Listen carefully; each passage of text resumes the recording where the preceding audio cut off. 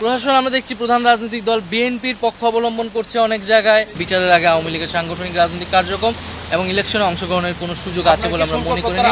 এই ধরনের একটি প্রশাসন যদি থাকে তাহলে এর আন্ডারে নির্বাচন করাটাও আসলে সম্ভব নয়। ফলে একটি লেভেল প্লেইং ফিল্ডের জন্য একটি নিরপেক্ষ প্রশাসন, আমলাতন্ত্র, পুলিশ আসলে আমাদেরকে নিশ্চিত করতে হবে। কি কি কাজ করে আমরা নির্বাচনের দিকে যেতে হবে, দৃশ্যমান বিচারের রোডম্যাপ দেওয়া এবং সংস্কার অর্থাৎ জুলাই সনদ কার্যকর করা ইত্যাদি ছাড়া আসলে নির্বাচনের সময় নিয়ে আসলে কথা বলে কোনো লাভ নেই।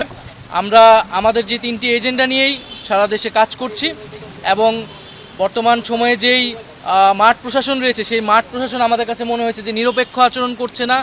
বিভিন্ন জায়গায় জাতীয় নাগরিক পার্টির নেতাকর্মীদের উপরে হামলা চলছে এবং সেই জায়গায় প্রশাসন আমরা নিশ্চুপ ভূমিকা পালন করতে দেখছি। সেই জায়গাগুলো আমরা বলেছি। প্রশাসন আমরা দেখছি প্রধান রাজনৈতিক দল বিএনপির পক্ষ অবলম্বন করছে অনেক জায়গায় এবং মাঠ পর্যায়ে যে ধরনের চাঁদাবাজি চলছে সেই জায়গায় প্রশাসন আসলে নিশ্চুপ ভূমিকা পালন করছে।